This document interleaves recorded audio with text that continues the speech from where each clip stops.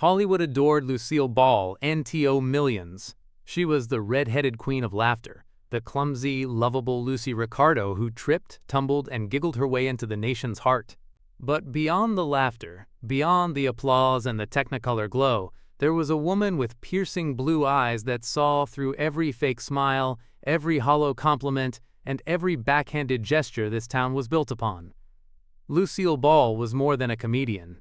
She was a survivor. NSHE climbed her way out of poverty, survived ruthless studio politics, and became the first woman to run a major television studio, Desilu Productions.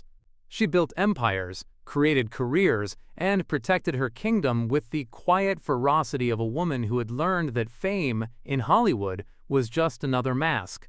And she knew better than anyone that behind every dazzling smile lurked something darker. Lucille never kept diaries. She didn't need to. NHER memory was her ledger, her private mental book of names. And in that book, there was a hidden list, 9 actresses she would never forgive. Women she believed had traded decency for deception, kindness for cruelty, and talent for manipulation. She never announced the list publicly, but to those who knew her best, it wasn't a secret, it was a warning.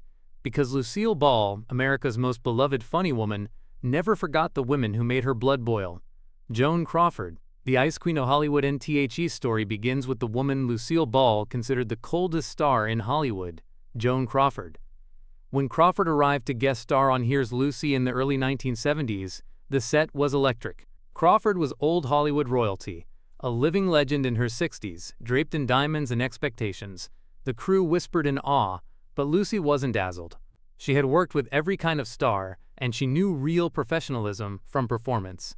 NTHE illusion shattered quickly. In Crawford arrived late. Her assistant was trembling, her makeup artist near tears. She barked orders with the clipped cruelty of a monarch addressing servants. When a young production assistant nervously offered her a cup of coffee, Crawford hissed, "I said warm, not hot. Are you trying to scald me, dear?" The girl burst into tears. Lucille saw the whole thing, and yet when cameras rolled, Crawford transformed, radiant, polite, mesmerizing. She laughed on cue, hugged Lucy between takes, and praised the show to the studio audience. To the world, she was grace itself. To Lucy, she was an actress performing humanity. And after the taping, Lucille told her assistant quietly, "She's a mannequin pretending to be human." Years later, when the book Mommy Dearest painted Crawford as an abusive mother, everyone gasped. Lucille didn't. She simply nodded and said, "I believe every word." And Crawford's reputation as an icon remained, but to Ball, it was a triumph of illusion, a woman so obsessed with image that she had erased her soul. Lucille often said that Hollywood was full of actresses pretending to be nice, but Joan Crawford, she claimed, had forgotten how Judy Garland, the tragic genius who destroyed others. Lucille Ball adored Judy Garland's voice. She loved her energy, her radiance, that haunting ability to make an audience feel everything. But admiration has limits, and Ball's respect for Garland's talent was smothered by her frustration with Garland's recklessness. In BY, the late 1950s, Lucy and Judy moved in overlapping social circles. Both had worked with MGM in their early careers, both had survived studio control, and both were women in an industry that chewed up its stars.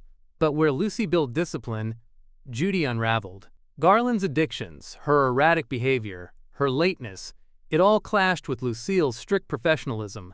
Lucille believed that in show business, you either respect the work or you destroy it. And to her, Judy Garland destroyed it far too often. During one shared project meeting that never materialized, Judy was over an hour late, stumbling in half-dazed and apologetic. Lucy covered for her, but later, in private, she vented to her friend, "Talent doesn't give you the right to ruin everyone else's day. It's not romantic, it's selfish." She didn't hate Judy. Not in the same way she despised Joan Crawford. Instead, her feelings were heavy with disappointment.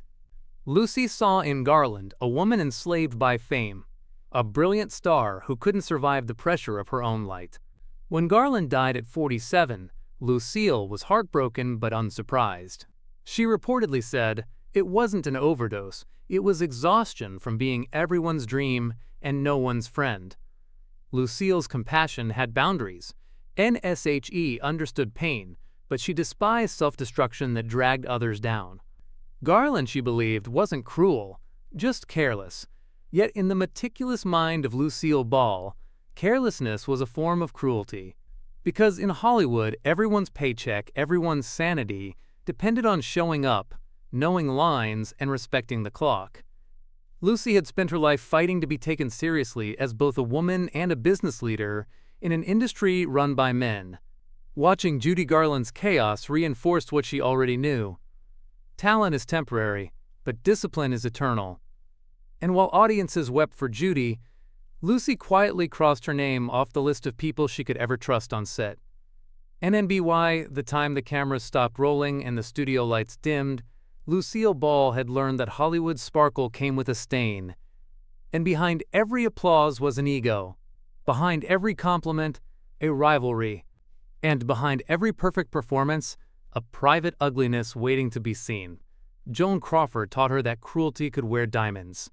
Judy Garland taught her that genius could self-destruct.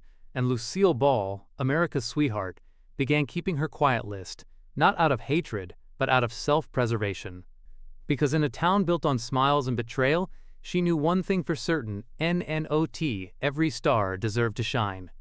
By the late 1950s, Lucille Ball was no longer the starlet trying to impress studio heads.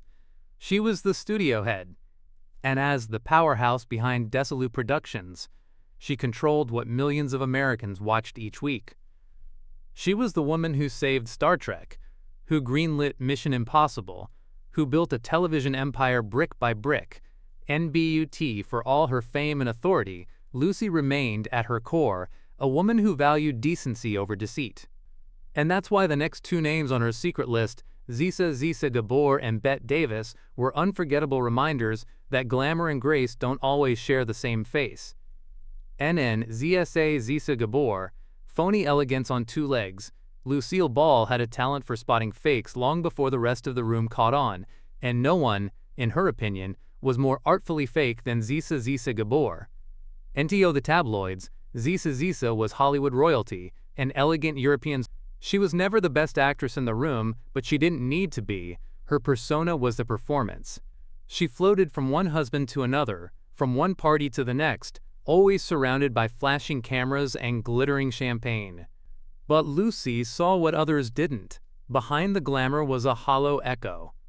They met several times at charity galas, where Lucy noticed Gabor's habit of transforming her demeanor based on who was watching.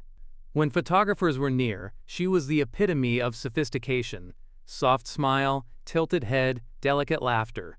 But when the lights went off, her voice dropped an octave and her politeness evaporated.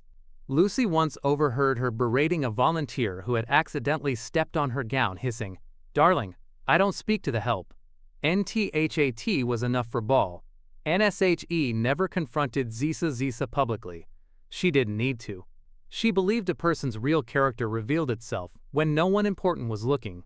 And to Lucy, Gabor was the kind of woman who treated kindness as weakness. Years later, Lucy told a friend, Zisa's beauty was her business, but she bankrupted her soul. NTO her. Gabor symbolized everything dangerous about Hollywood femininity. Women taught to value glamour over grace, attention over authenticity. Lucy's rise to power had been fueled by sweat, late nights, and unrelenting discipline. She despised women who coasted through charm alone. While Gabor played dress-up with diamonds, Lucy was in editing rooms, rewriting scripts, and fighting networks for creative control. In one rare instance, a journalist asked Lucille about Gabor's lavish lifestyle. Lucy laughed dryly and said, "She's very rich in husbands." It was the closest she ever came to a public jab. NBUT privately, she kept Zisa's name on her list, circled, underlined, and annotated, with a note that said only N, pretty poison. Fefli N. Bette Davis, the genius corrupted by cruelty. NIF Zisa Gabor represented everything fake that Lucy despised. Bette Davis represented a more dangerous kind of darkness. Few people didn't. Bette Davis was an acting titan, fierce, intelligent, and magnetic. Her performances in All About Eve and Jezebel set standards generations would chase. Lucy admired that strength, until she saw how Davis wielded it off camera. They met at a CBS industry dinner in the early 1960s. Davis was already infamous for her sharp tongue and brutal honesty. When Lucy approached her to compliment her recent performance, Davis smiled coolly and replied, "You should try drama sometime. It might give your comedy a spine." It was meant as wit, but it hit like a slap. Lucy never forgot it. Her dislike of Davis went far deeper than wounded pride. She had seen Bet in action, cutting down waiters, mocking co-stars, and dismissing women she viewed as competition. There was no softness in her, no sense of camaraderie. Bet Davis was a queen without mercy, and Lucy believed that sort of cruelty infected Hollywood like a disease.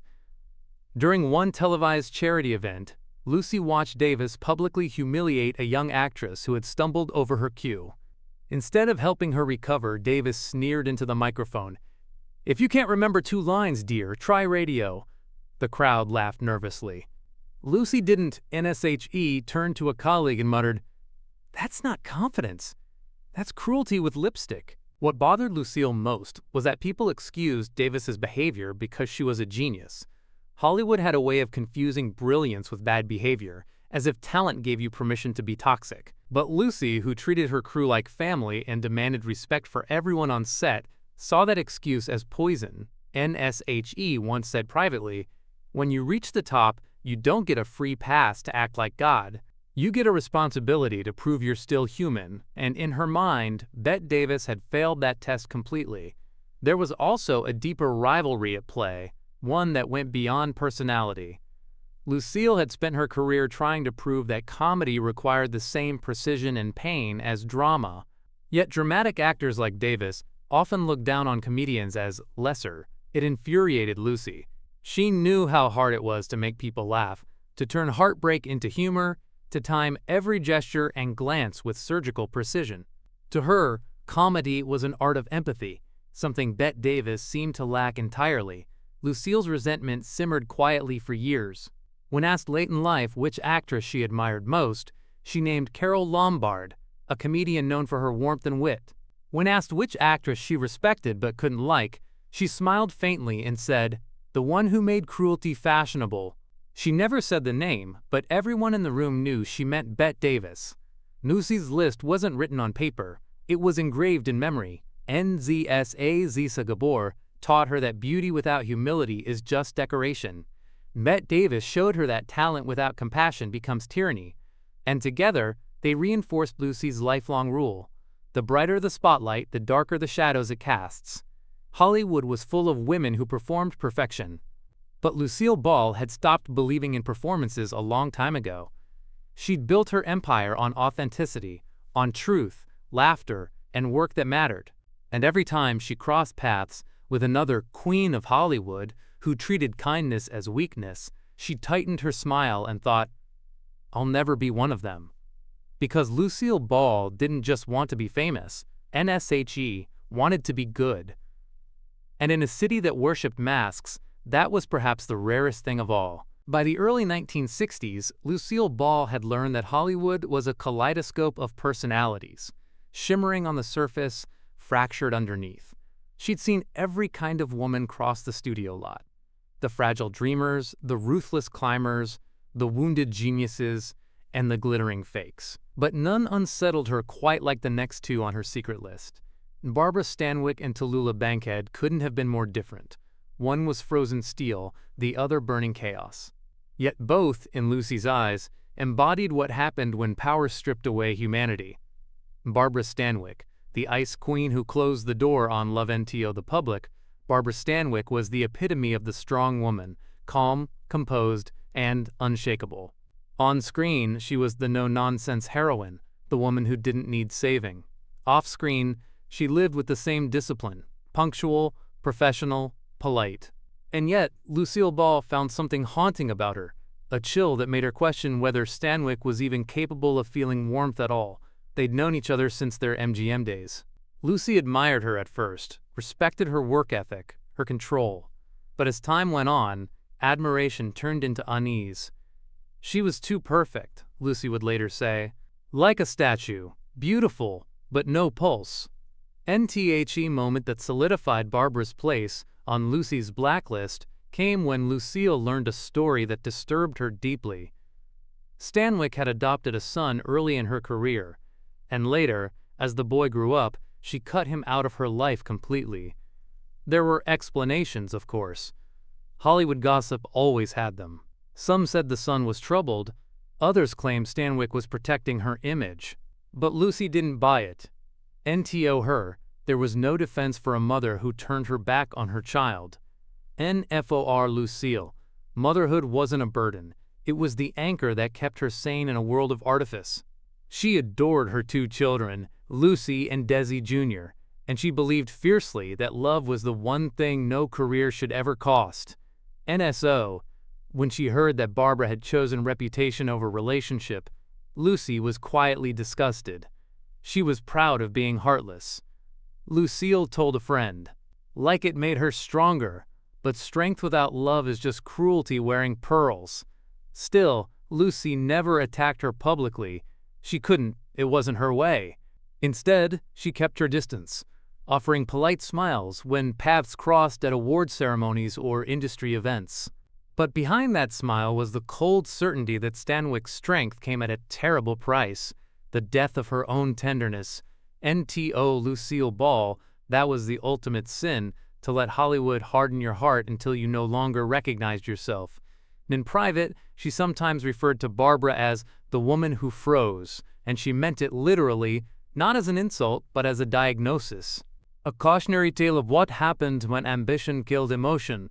Nine Tallulah Bankhead. The hurricane on set and I of Barbara Stanwyck was the glacier of Lucy's blacklist. Tallulah Bankhead was the wildfire that burned through it. NTHE two women shared the screen once, and that one experience was enough to ensure Bankhead's permanent place in Lucy's mental hall of shame. When Tallulah was cast on the Lucy Desi Comedy Hour in 1957, Lucy was actually excited. Bankhead was a Broadway legend, a trailblazer known for her deep, throaty voice and devil-may-care attitude. But what Lucy got was not a professional. It was a walking catastrophe. Tallulah showed up late to rehearsals, slurred her lines, and reeked of gin before noon. During filming, she would forget entire pages of dialogue, then improvise wildly, throwing Lucille off her rhythm. At one point, when Desi Arnaz tried to gently remind her of her lines, Tallulah snapped, "I've been acting since before you learned to walk, darling, don't direct me." NTHE crew was terrified. Lucy was furious. She'd built her show on precision. Every pratfall, every punchline, every raised eyebrow had to land exactly right. But Tallulah's chaos turned the set into a circus. The studio audience, instead of laughing, sat awkwardly through takes that went off the rails. Lucille later recalled, "It wasn't just unprofessional, it was disrespectful. To the crew, to the audience, to everyone who worked their hearts out to make this show what it was." NBUT. What truly angered Lucy wasn't the drinking or the lateness, it was the arrogance. Bankhead treated everyone like props in her personal performance. She'd hold court in her dressing room, smoking and drinking, regaling assistants with stories about her wild nights in London, her affairs, her scandals. It was entertaining, until it wasn't. During one break, Lucy overheard Tallulah bragging about ignoring direction because, as she put it, "This is the Tallulah Bankhead show now, not the Lucy Desi hour." NTHAT was the final straw. Lucille finished filming with clenched professionalism, but once the cameras stopped, she told her producers, "Never again. Not one more minute of her." Years later, when asked if there was anyone she'd never work with again, Lucy smiled tightly and said, "Let's just say I don't work with hurricanes." Everyone in Hollywood knew exactly who she meant. Not Tallulah's downfall, like so many of her generation, came swiftly. Her career faded, her voice broke, and her health crumbled under the weight of excess. But Lucy didn't celebrate it. She pitied it. "She was brilliant once," she told an interviewer years later, "but brilliance without discipline burns itself out." NTHAT was the difference between them. Lucy believed art required control. Tallulah believed it required chaos. And in the end, chaos always loses. Between Stanwyck's frost and Bankhead's fire, Lucille Ball saw two extremes of fame. one that froze the heart and one that burned it to ashes. NSHE didn't despise these women for their talent. She despised what they became because of it. Stanwyck's strength made her untouchable and unloving. Bankhead's freedom made her fearless and self-destructive.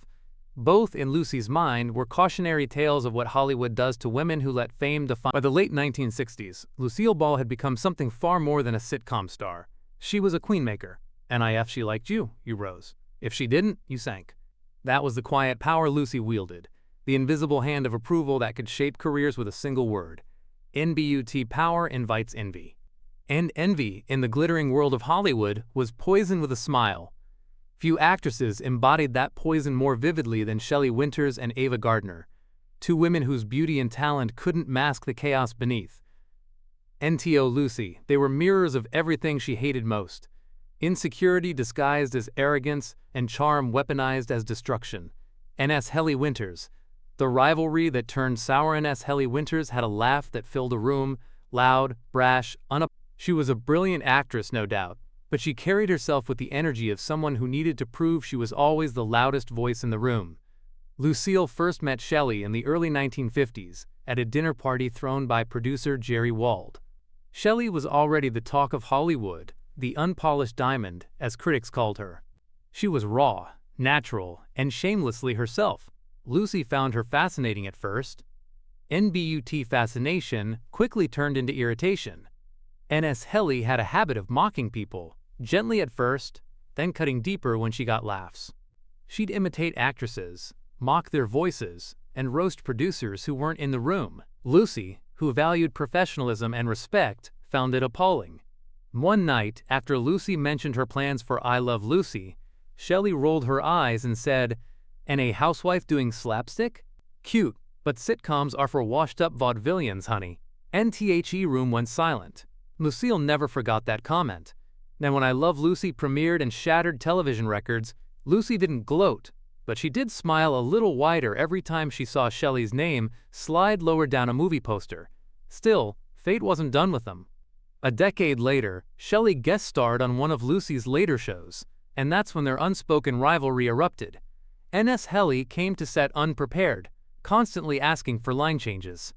She complained about the script, the lighting, even the costume fit. Lucy, who had built her empire on precision and timing, lost patience. When Shelley missed a cue during a live audience taping, Lucy snapped, not in anger, but in icy control. She stopped the scene, turned to the crew, and said calmly, "We'll start again. Some people need a reminder that this isn't improv night." NTHE audience laughed, but the message was clear. N.S. Helly was humiliated. She stormed off after filming and told the press days later that Lucy was a control freak who didn't know how to share the spotlight. Lucy didn't respond publicly. She didn't have to. Hollywood already knew which of them ran a studio and which was struggling to find work. In private, though, Lucy vented her disappointment, and she could have been great if she stopped competing with everyone around her. NTO Lucy, Shelley Winters wasn't evil. She was tragic. A woman so desperate to be seen that she tripped over her own ego, and in the quiet of her dressing room that night, Lucille scribbled a name on her invisible blacklist and whispered, "And you don't need to be loud to be remembered." Ava Gardner. The beauty that broke the rules. NIF Shelley Winters was envy personified. Ava Gardner was temptation in motion. NNO actress of her generation embodied glamour and recklessness quite like her. Men adored her, women envied her, and directors feared her, because you never knew which Ava you were getting, the goddess or the hurricane. Lucille and Ava had known each other socially since their MGM days. They were never close, but they shared mutual friends, Frank Sinatra in particular. When Lucy married Desi Arnaz and Ava became one of Frank's most volatile lovers, the gossip columns constantly linked the two couples. Both pairs were fiery, passionate, and deeply dysfunctional behind the scenes, but where Lucy and Desi fought for their empire, Ava and Frank destroyed theirs. Lucille once described Ava as the most beautiful self-destruction I ever saw. NSHE admired her beauty, that raw, sultry magnetism that made cameras fall in love with her, but she despised how Ava used it like a weapon. Nava would show up at Hollywood parties drunk and barefoot, cursing producers, mocking studio heads, and flirting with married men in front of their wives.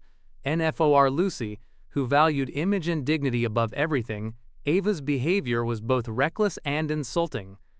During one encounter at a Beverly Hills charity event, Ava stumbled up to Lucy, drink in hand, and said with a smirk, "You work too hard, Lucy. All that smiling must hurt your face."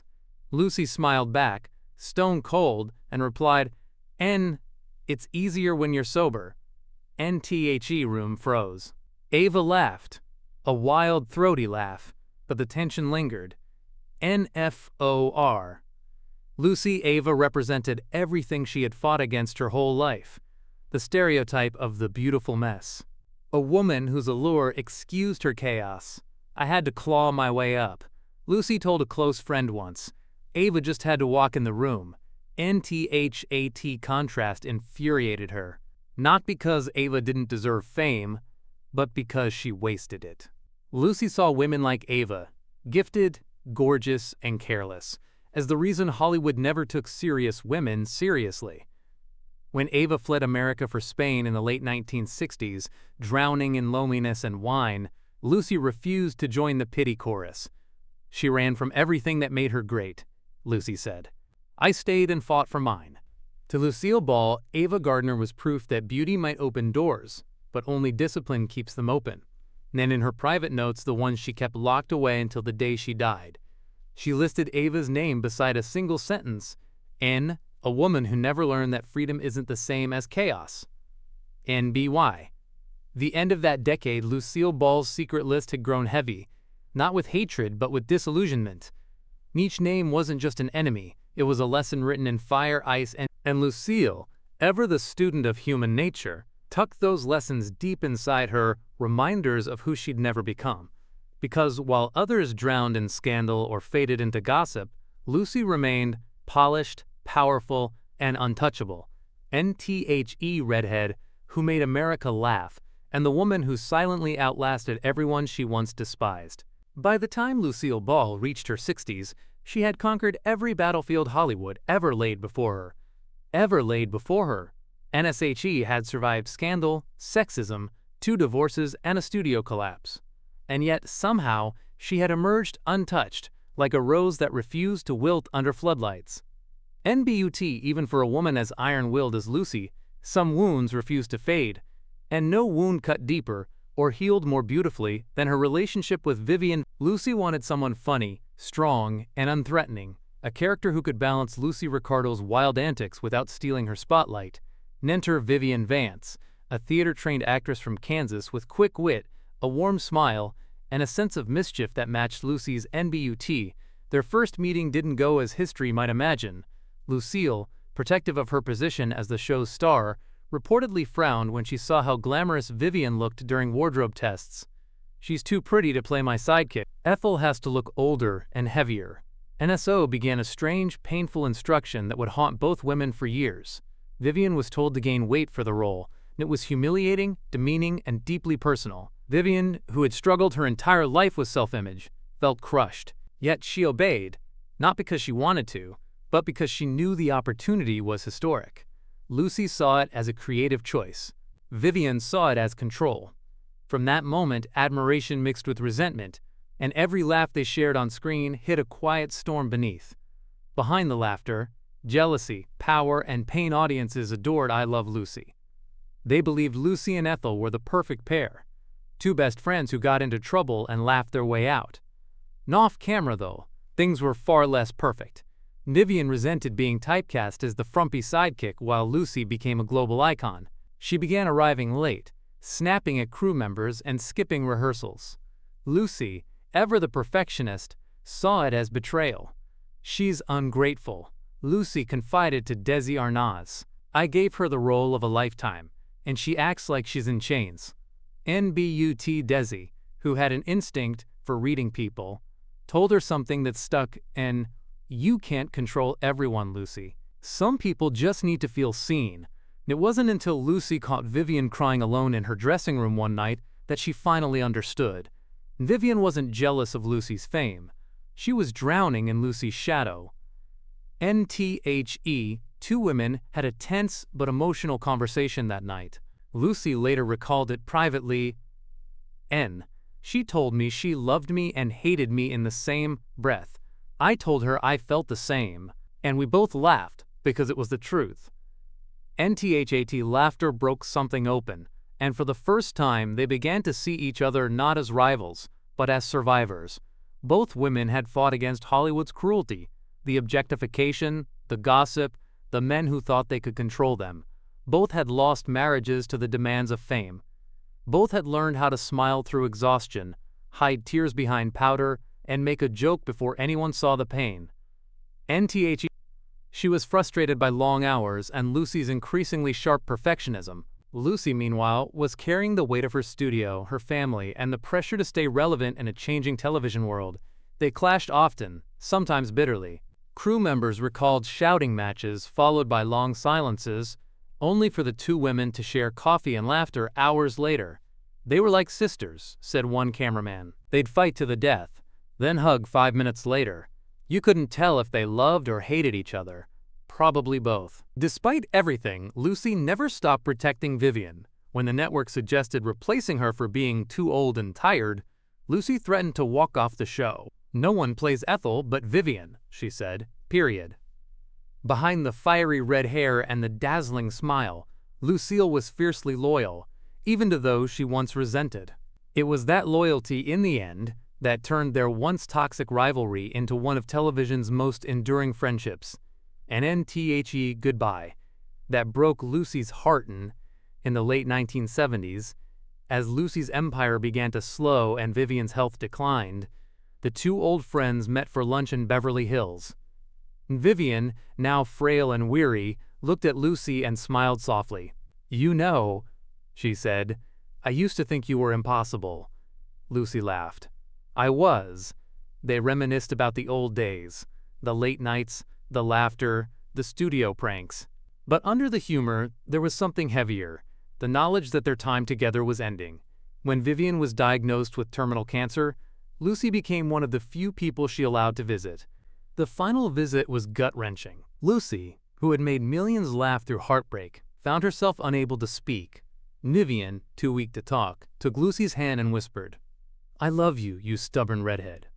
Lucy squeezed her hand, tears streaming down her face. "I love you more, you impossible woman." When Vivian died in 1979, something in Lucy dimmed. She later told a close confidant that losing Vivian felt like losing half of her laughter. Years later, when asked about her greatest regret, Lucy reportedly said, that I ever made her feel small. She made me bigger than life. Hidden List and Lucy's final confession.